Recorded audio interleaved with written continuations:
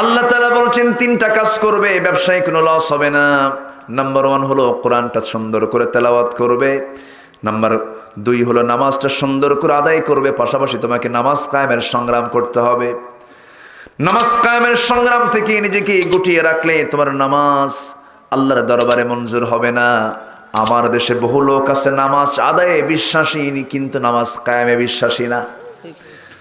নামাজ কায়েম করতে গেলে সে অপারগতা প্রকাশ করে, সে বলে না বাবা আজান দেবে নামাজ পড়ব, খামাখা নামাজ কায়েম করতে যায়। মায়ের খাওয়ার কি দরকার, জেলখানায় যাওয়ার কি দরকার, হুমকি ধামকি খাওয়ার কি দরকার, এত ঝামেলা বুঝি না বাবা, আমি কোনো দল টল করি না, আমি নিরপেক্ষ।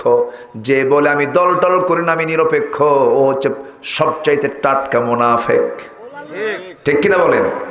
কি আলু কে জন্য কইছে? গোল আলু। হ্যাঁ, আলু দু প্রকার। আলু কয় প্রকার? দু প্রকার। একটা গোল আলু আর এটা কি শেখালু বলে না?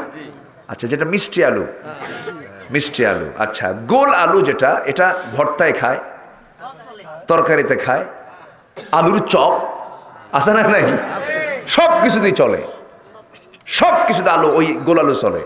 কিন্তু মিষ্টি আলু যেটা, ওটা চলে কয় জায়গায়? এক জায়গায়। এটা ছাড়া আপনি কোথাও চলতে পারবেন না। আচ্ছা, আরেকটু উদাহরণ দিই, সেটা হলো মাছি আর মৌমাছি। শুধু নরমাল মাছি আর মৌমাছির মধ্যে তফাৎ আছে না নাই? আল্লাহ তাআলা কোন মাছিকে ওহী দিয়েছেন তুমি মধু সংগ্রহ করো? কোন মাছিকে? মৌমাছিকে। কারণ মৌমাছি ভেজাল না। আর মাছি কি? মাছি কি এক জায়গায় পড়ে না? সব জায়গায়। খাদ্য কুখাদ্য, কি কথা বোঝা গেল? খাদ্য কুখাদ্য। মাছির পায়খানায়, মাছি যেখানে বসে সেখানে পায়খানা করে, ওর কোনো জাত কুজাত নাই, সব জায়গায় যায় সে। এটা হচ্ছে মাছি। কিন্তু মৌমাছির চরিত্র তা নয়। মৌমাছি কি করে? মৌমাছির দায়িত্ব হল, আল্লাহ তাআলা তাকে দায়িত্ব দিয়ে দিয়েছেন, ওয়া আওহা ইলান নাহলি আন ইত্তাখিযি মিনাল জিবালি বুয়ুতা। আমি রানী মৌমাছিকে ওহী দিয়েছি, রানী রে, ও মৌমাছি, ফুল ফল থেকে বিভিন্ন রস সংগ্রহ করবি, মৌচাকে জমা করবি, মৌচাকে এটা প্রসেস করবি। সেই মৌচাকের প্রসেস করা মধু তুই এটাকে সুন্দর করে সাজায় রাখবি। আর প্রতিটি বান্দার জন্য মৃত্যু, রোগ ছাড়া সমস্ত রোগের ঔষধ ওই মধুর মধ্যে আমি আল্লাহ রেখে দিলাম। জোরে কোন সুবহানাল্লাহ। আর এই দায়িত্ব যদি মাছিকে দেওয়া হতো, মধু কি হতো? ওষুধ না, ডায়রিয়া। কারণটা কি? কারণটা হলো মাছির চরিত্র হলো দ্বিমুখী, আর মৌমাছির চরিত্র হলো একমুখী।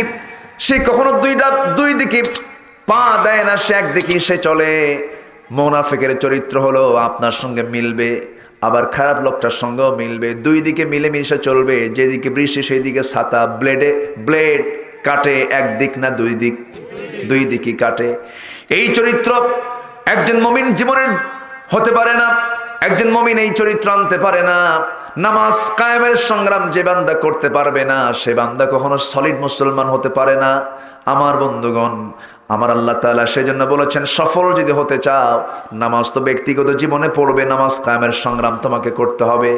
একটা ইতিহাস, একটা প্রেক্ষাপট বললে খুব সহজ হয়ে যাবে। আমার নবীজি পৃথিবীতে বেঁচে ছিলেন 63 বছর। কত বছর বলেন?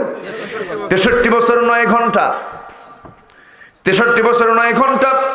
এর মধ্যে আমার নবীজির 53 বছর চলে গেছে মক্কায়। নবুয়ত পেয়েছেন 40 বছর বয়সে। এরপরে 13 বছর কেটেছে মক্কায়। 13 বছর মক্কায় থাকাকালীন অবস্থা আমার নবীজি শান্তির মধ্যে ছিলেন না, অশান্তির মধ্যে ছিলেন। শুধু অশান্তি না, বড় ধরনের অশান্তি। রাসূলকে এত কষ্টের মধ্যে তারা ফেলে দিয়েছিল, রাসূলকে হত্যার পরিকল্পনা পর্যন্ত করেছিল। আমার নবীজির মুখে হাসি ছাড়া কোনো কথা বের হতো না। নবীজির দ্বারা এক পয়সার কোনো ক্ষতি কোনো বান্দার হয় নাই। আমার নবীজির ব্যবহারে কেউ কোনোদিন কষ্ট পায় নাই। শুধু আমার নবীজির একটাই, তাদের দৃষ্টিতে একটাই দোষ, সেটা হলো রাসূল বলেছেন, শোনো, এই জমিনটা যিনি বানিয়েছেন, এই জমিন আল্লাহর আইন ছাড়া কোনো আইন আমি মানতে পারবো না। জোরে বলি আল্লাহু আকবার। আলা লাহুল খালকুল আমর। এই কথা বলতে গিয়ে রাসূল কি নাগরিকত্ব বাতিল করে দিল, রাসূলের বিরুদ্ধে হত্যার হুলিয়া জারি করে দিল, দেশ থেকে বাধ্য করলো। আমার নবীজি মক্কা থেকে মদিনার দিকে হিজরত করলেন। মদিনায় এসে রাসূল মদিনায় বেঁচে থাকলেন কত বছর? কত বছর বলেন, সবাই বলেন, কি বলেন না? কথা বললে ঘুম ধরবে না, কথা বললে কি ধরবে না? ঘুম ধরবে না। কত বছর বলেন? 10 বছর। আমার নবীজি 10 বছর ছিলেন। এই 10 বছরে আমার নবীজির যুদ্ধ পরিচালনা হয়েছে 86টা। কয়টা বলেন? 86টা যুদ্ধ যদি 10 বছরে হয় তাহলে গড়ে বছরে কয়টা করে হয় বলেন? হ্যাঁ, 8টার বেশি, প্রায় 9টা। আচ্ছা, 8.5টা তো হয় না? আচ্ছা, গড়ে 8 থেকে 9টা করে যুদ্ধ হয়েছে 10 বছরে। গড়ে 8টা থেকে 9টা করে যুদ্ধ হওয়া মানে আমার নবীজি ঘোড়ার পিঠ থেকে মসজিদে ঢুকছেন, আবার মসজিদে নামাজ পড়ে তিনি যায় নামাজ থেকে আবার ঘোড়ার পিঠে চড়েছেন। এই ছিল নবীজির 10টা বছরের জিন্দেগি। আমরা মনে মনে চিন্তা করতেছি তসবিহ জাপবো, জিকির আজগার করবো, তাহাজ্জুদ পড়বো, জান্নাত পাবো। এত সস্তা নয়। আমার নবীজি 10টা বছর, এর মধ্যে 27টি যুদ্ধের তিনি নেতৃত্ব সরাসরি দিয়েছেন, সরাসরি তিনি যুদ্ধে অংশগ্রহণ করেছেন। এর মধ্যে সবচেয়ে বড় অভিযান ছিল তাবুক অভিযান। কি অভিযান বলেন? তাবুক অভিযান। তাবুক আমি নিজে গিয়েছি, বদরে গিয়েছি, উহুদে গিয়েছি, তায়েফে গিয়েছি। আমার নবীজির স্মৃতিধন্য মক্কা মদিনা ঘুরে ফিরে দেখেছি। আর হেঁটে হেঁটে চিন্তা করেছে, আরে রাসূলের এই জায়গায় কোন কোন জায়গায় যেন রাসূলের যে পা পড়েছে। আমার নবীজি তাবুকের প্রান্তরে যাচ্ছিলেন, একজন দুইজন নয়, 30,000 সৈন্য কিনিয়া আমার নবীজি যখন রওনা করলেন, 30,000 সৈন্য যেন তেন কিন্তু সংখ্যা নয়, 30,000 সৈন্য সামরিক, তারা সামরিক বাহিনী, সৈনিক, তারা অস্ত্রে শস্ত্রে সজ্জিত 30,000 সৈন্য নিয়ে রাসূল তাবুকের প্রান্তরে চলে গেলেন রোমান সৈন্যদের বিরুদ্ধে যুদ্ধ করার জন্য। কয়েক লক্ষ রোমান সৈন্য, লক্ষ লক্ষ রোমান সৈন্যদের বিরুদ্ধে মোকাবেলা করার জন্য আমার নবীজি রওনা দিয়েছেন। যুদ্ধের ময়দানে তিনি গেলেন, কিন্তু যুদ্ধ আর হলো না। রোমানরা ফেরত চলে গেল বিনা যুদ্ধে। আমার নবীজি আবার তাবুক প্রান্তর থেকে ফিরে আসলেন। ফিরে এসে মদিনার মসজিদে আস্তে করে বসে গেলেন। বসে গিয়ে সাহাবে কেরামকে নিয়ে কথা বলছিলেন। এমন সময় এক সাহাবী চলে আসলেন, এসে বলছেন, হুজুর আপনার সঙ্গে আমার কিছু পার্সোনাল কথা আছে। কি বলবে বলো? সামনে বসে বলতেছে, ইয়া রাসূলুল্লাহ, আমি কাব বিন মালিক, আমি আপনার কাছে মাফ চাইতে আসছে। কি মাফ চাইবে? কি করছো তুমি হুজুর? আপনি যে তাবুক অভিযানে গিয়েছেন 30,000 সৈন্য নিয়ে, আমি কিন্তু যুদ্ধে যাই নাই। কেন যাও নাই? হুজুর গড়িমসি করেছি, গাফলতি করেছি, ভুল করেছি, আমি যাই নাই। তুমি যাও নাই? হ্যাঁ আমি যাই নাই। তোমার সঙ্গে আর কে যায় নাই? কে কে যায় নাই বলো? হুজুর হেলাল বিন উমাইয়াও যায় নাই। আর কে যায় নাই? মুরারা বিন রাবিয়া যায় নাই। আর কে যায়? হুজুর আমার জানা মতে এই 3 জন।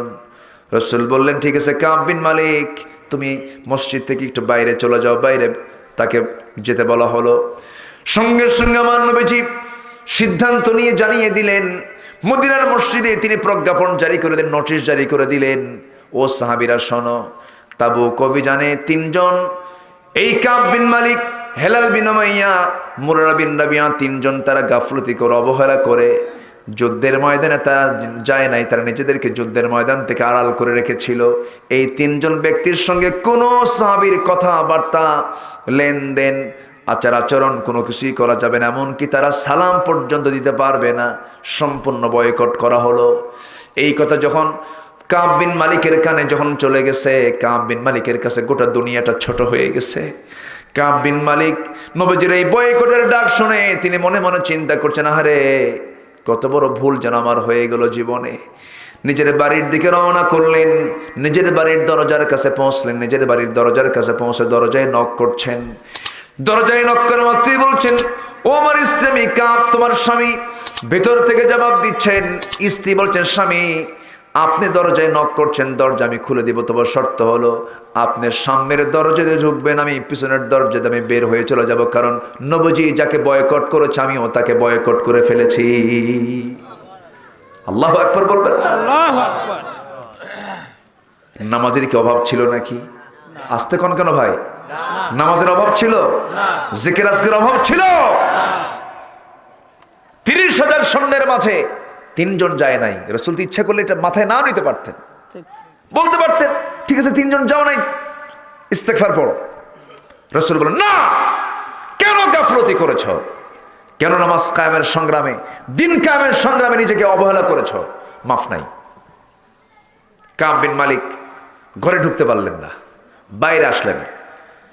বাইরে এসে তার সামনে তার 3টা সন্তান, 7 বছর, 9 বছর, 11 বছর ছোট্ট ছোট্ট বাচ্চাগুলোকে ডাকতেছেন, বাচ্চা বাজান এইদিকে আসো, আমি একটু আদর করে দেই।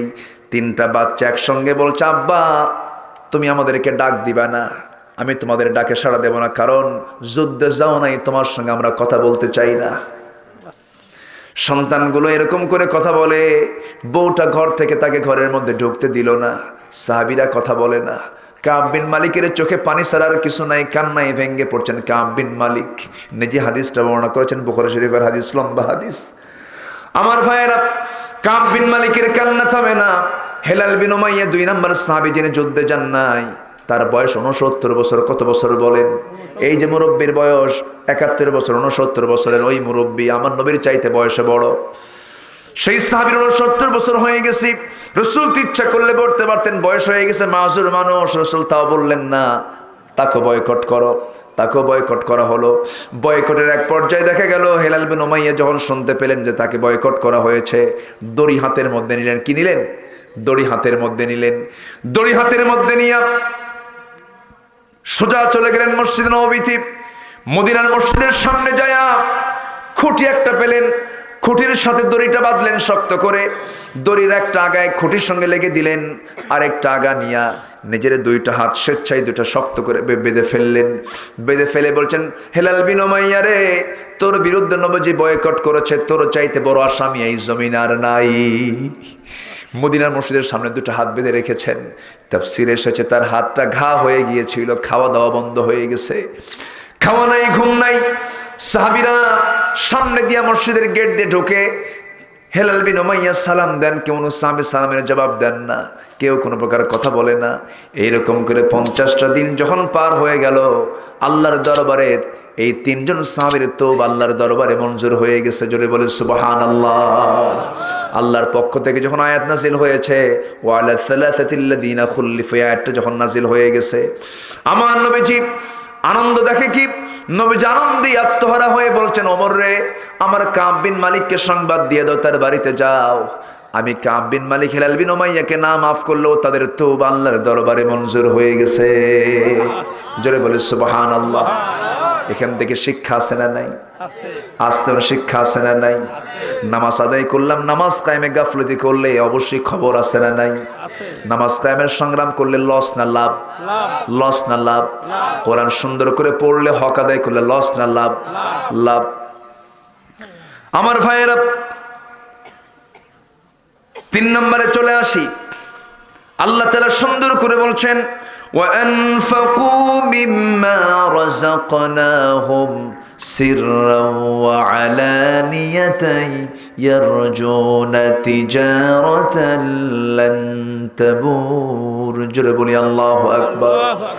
সূরা ফাতির আয়াত নম্বর 29 আল্লাহ তাআলা বলছেন, 3 নম্বর কাজ হলো, যে কাজ করলে তোমাদের কোনো লস হবে না, যারা আল্লাহর পথে ইনফাক করবে, খরচ করবে। কার পথে?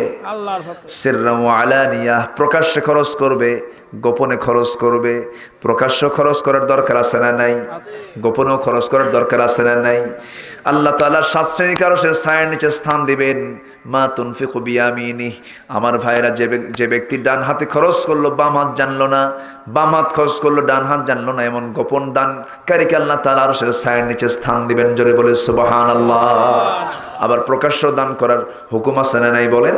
আচ্ছা, আল্লাহ তাআলা এখানে প্রকাশ্যের কথাও বলেছেন। দান করলে ধন কমে না, ক্ষমা করলে ক্ষমতা কমে না। ঠিক আছে না? দান করলে ধন কমে না, ক্ষমা করলে ক্ষমতা কমে না। নম্রতা, সুন্দর ব্যবহারে মর্যাদা কমে না।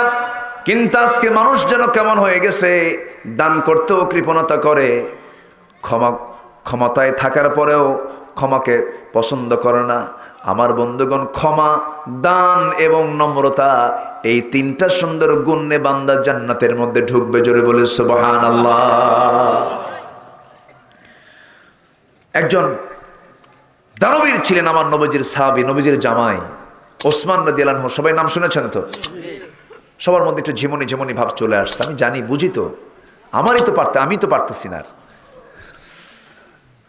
এই তো আর কিছুক্ষণ চালাবো, কষ্ট দিয়ে যাই আজকে, যে বলি ইনশাআল্লাহ। একটু থাকেন। আমার নবীজির একজন প্রিয় সাহাবী ওসমান বিন আফফান রাদিয়াল্লাহু তাআলা আনহু। সবাই নাম শুনেছি তো নাকি? অনেকদিন আগে এক মাহফিলে বলতেছিলাম যে ওমর ফারুককে কে চেনেন? সামনে থেকে এক যুবক বলে, হুজুর, ছোট্ট ছেলে দাঁড়ায় বলে, হুজুর আমি চিনি। কি হয়েছে নাকি? আমাদের বাড়ির দোতলায় ভাড়া থাকে। ও যতটুকু জানছে ততটুকু উত্তর দিস। ওসমান কয় নাম্বার খলিফা? 3 নাম্বার। বলেন কয় নাম্বার খলিফা? কয়জন? 4 জন। 1 নাম্বার কে? আবু বকর। নাম্বার 2 হচ্ছেন ওমর ফারুক রাদিয়াল্লাহু আনহু। নাম্বার 3 হচ্ছে কে? ওসমান রাদিয়াল্লাহু আনহু। নাম্বার 4 কে? হযরত আলী। প্রথম খলিফা আমার নবীজির শ্বশুর এবং বন্ধু। দ্বিতীয় খলিফা ওমর ফারুক, তিনিও তার শ্বশুর। নাম্বার 3 হচ্ছে ওসমান, জামাই। নাম্বার 4 হলো আলী, এটাও কি? জামাই। আমার ভাইরা, ওসমান রাদিয়াল্লাহু আনহু তিনি ছিলেন প্রচন্ড ধনী মানুষ ছিলেন, সম্পদের পাহাড় ছিল তার, ধনী জামাই। আবার অন্যদিকে আরেকটা জামাই ছিল এত গরিব, বাড়ি নাই। আল্লাহু আকবার বলবেন না? মেয়েকে বিয়ে দিয়েছেন, তাও সবচেয়ে আদরের মেয়েকে বিয়ে দিয়েছেন ধনীর সাথে না গরিবের সাথে? গরিবের সাথে। আবার রাসূল বলতেন মাঝে মাঝে, আমার ওসমানকে আমি 2টা মেয়ে দিয়েছি, একটা মেয়ে মারা গেছে, আরেকটা বিদ্যেছে, সেটাও মারা গেছে। রাসূল বলতেন, আমার যদি আরেকটা মেয়ে থাকতো আমার ঘরে, আরেকটা মেয়ে আমি আর লজ্জাশীল ওসমানকে দিতাম। জোরে বলে সুবহানাল্লাহ। এই জন্য তাকে বলা হয় জিন্নুরাইন, 2 নূর অধিকারী, 2 নূর পাইছে। রাসূলের নূর না, রাসূলের 2টা সন্তান পাওয়া মানে কি বিশাল ব্যাপার। ওসমান প্রচন্ড ধনী ছিলেন, সম্পদ কমে না। একদিন নবীর কাছে এসে বলতেছে, হুজুর আমি একটু আপনার কাছে একটা দোয়া চাই। কি? আল্লাহ যেন আমার সম্পদ কমায় দেয়। আচ্ছা, এরকম দোয়া কি আপনারা কেউ চান কোথাও? হ্যাঁ, এরকম কোন যা হুজুর আমার 20 বিঘা জমি 10 বিঘা জন হয়, এরকম বলেন কেউ? এরকম কেউ দোয়া আমি তো আমার জীবনে পাই নাই। আপনারা পাইছেন কিনা জানি না। আচ্ছা, তাহলে ওসমান রাদিয়াল্লাহু আনহু বলতেছে যে আল্লাহ রাসূল আপনার কাছে আজকে একটা দোয়া চাইতে আসছে। কি দোয়া? আপনি আমার জন্য দোয়া করেন, আল্লাহ যেন আমার সম্পদটা একটু কমায় দেয়, আমার আর এই সম্পদগুলো ভালো লাগতেছে না। রাসূল বললেন, ওসমান তুমি খাও কেমনে বলো তো? হুজুর আমি যদি উটের পিঠে খাই, উটের পিঠে বসে খেতে নিয়ে যদি কোনো দানা উটের পিঠ থেকে খেতে নিয়ে যদি নিচে পড়ে, আমি নিচে নামি, নিচে নেমে সেই দানা তুলে পানি দিয়ে ধুয়ে আবার খাই। সুবহানাল্লাহ বলবেন না? আমার রাসূল মুস্কি হাসি মেরে বললেন, ওসমান তোমার সম্পত্তি কোনোদিন কমার কথা না। কথা বোঝা যাচ্ছে? কথা বোঝা যাচ্ছে? কথা বোঝা যায়? খালি তো কোন হুজুর বরকত নাই, খাইতে নিয়ে তো কোনো হিসাব নাই। খাওয়ার সময় 4 আঙ্গুল কপাল বাদ দিয়ে সব পেট আছে না নাই? এত খাওয়া খায়, খাওয়ার পরে যখন বলা হয় কি খাইছো, খাওয়া খুব একটু হলো না, এদিকে কিন্তু 2 কেজি খাইছে, আছে না? এগুলো করা যাবে না। ওসমান রাদিয়াল্লাহু আনহু কি আমলওয়ালা লোক ছিলেন। একদিন কোন এক সাহাবী এসে রাসূলকে বলতেছে, হুজুর আমার একটু অভাব, দেখুন তো কিছু করা যায় নাকি, তুমি আমার জামাই ওসমানের কাছে যাও। ওসমান রাদিয়াল্লাহু দরবারে এসে ওই লোকটার সামনে দাঁড়ায় থেকে দেখতেছে ওসমান রাদিয়াল্লাহু তিনি কি করতেছেন, ওই বসে বসে পিঁপড়ার মুখ থেকে কিছু খাবার টেনে টেনে রেখে দিচ্ছেন। এই দৃশ্য দেখে উনি ভাবতেছে, এই লোকের কাছে আমি চাবো কেমনে যে পিঁপড়ার মুখ থেকে খাবার টান দিয়ে রাখে, অসম্ভব ব্যাপার। আবার গেছে রাসূলের কাছে, হুজুর আপনি কার কাছে পাঠাইছেন? কে তুমি যাও তো। আবার 2য় দিন আবার আসছে, এসে দেখে তুলা আছে না, তুলাগুলো উড়ে যাচ্ছে, সে ওড়া তুলা আবার ধরে নিয়ে এসে নিচে রেখে দিচ্ছে। উনি ভাবতেছেন আমি এই লোকের কাছে চাবো কেমনে। এসে বলতেছে, হুজুর না আপনার সঙ্গে আমার মিলল না, যে লোকটা তুলা রেখে দেয়, পিঁপড়ার মুখের খাবার টান মেরে রেখে দেয়, সেই লোক আমার দেবে কি বলেন তো? তুমি যাও। পরের দিন আবার গেছে সন্ধ্যার পর। তো সন্ধ্যার পরে বাতি জ্বালায়া ওসমান জিন্নুরাইন কি জানি কাজ করছেন। কাজ করতে করতে হঠাৎ করে বাতির সলতে, ওই যে সলতে আছে না, বাতির যে সলতে চেপে ধরেছেন। চেপে ধরার কারণে লাইট বন্ধ হয়ে গেছে।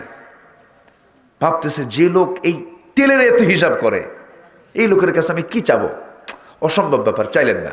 আবার গেছেন, হুজুর না আমি পারবো না, এই লোকের কর্মকাণ্ড দেখে আমি হতভম্ব হয়ে গেছি, এই লোক আমার কিচ্ছু, কিন্তু তুমি যাও, চতুর্থবারের মতো গেছেন।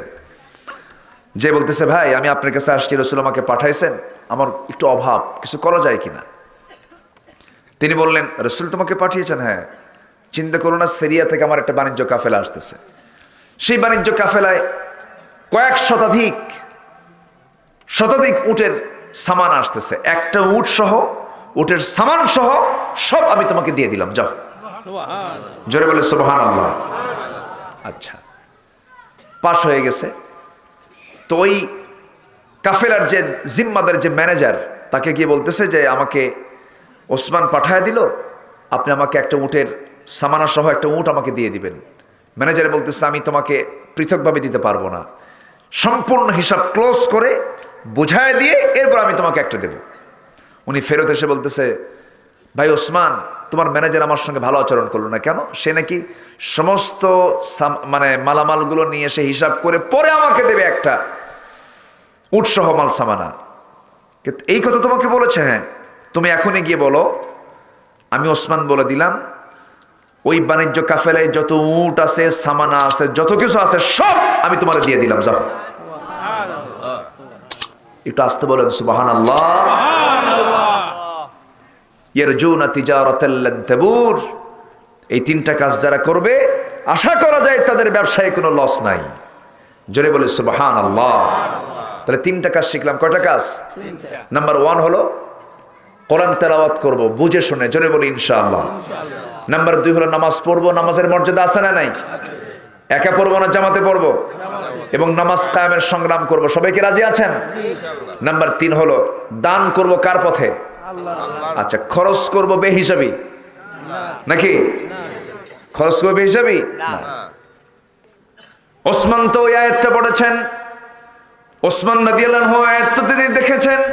আল্লাহ তাআলা বলছেন লা তাজআল ইয়াদাকা মাগলুলাতান ইলা উনুকিক ওয়ালা তাবসুতহা কুল্লাল বাসত। তুমি তোমার হাতটাকে কৃপণতার জন্য হাতটাকে ঘাড়ের সঙ্গে বেঁধে রেখো না, আবার হাতটাকে একদম ছেড়ে দিও না, অপচয় করো না, মৃত্যুবাহী হয়ে যাও, আমি আল্লাহ তোমাকে পুরস্কার দিয়ে দেব। জোরে বলে সুবহানাল্লাহ। টাকা থাকলেই খরচ করা যাবে না, টাকা থাকলে অপচয় করা যাবে না, জায়গা মতো খরচগুলো করতে হবে। আমার বন্ধুগণ, এই তিনটা কাজ আমরা করে যাব। আর একটা ওয়াদা করে দেই, আজকে একটা ওয়াদা করে যাব, জীবনে আজকে থেকে আর কেউ নামাজ কাজা করবো না। রাজি আছেন নাকি? একটু হাত তুলে দেখান তো দেখি। জোরে বলি ইয়া আল্লাহ, ইয়া আল্লাহ। আমাদেরকে 5 ওয়াক্ত সালাত আদায় করার তৌফিক তুমি আল্লাহ দিয়ে দাও। জোরে বলি আমিন, আরো জোরে আমিন। হাত নামান। বাড়িতে মা বোন আছে না নাই? মা বোনদেরকে পর্দার ব্যাপারে একটু কথা বলবেন, নামাজের ব্যাপারে কথা বলবেন। একজন মা 4 জন পুরুষকে জাহান্নামে নিয়ে যাবে। একজন মহিলা কয়জন পুরুষকে? 4 জন। ছেলেকে নেবে, বাবাকে নেবে, ভাইকে নেবে, আর কাকে? স্বামীকে নেবে। তাহলে কয়জন হলো? 4 জন হয়ে গেল। এই জন্য সবার দায়িত্ব আছে, ভাই হিসাবে, স্বামী হিসাবে, বাবা হিসাবে দায়িত্ব আছে। এই সমস্ত বিষয়গুলো আমরা খেয়াল করার চেষ্টা করব। জোরে বলি ইনশাআল্লাহ। যতটুকু হয়েছে আমরা বলে ফেলি আলহামদুলিল্লাহ।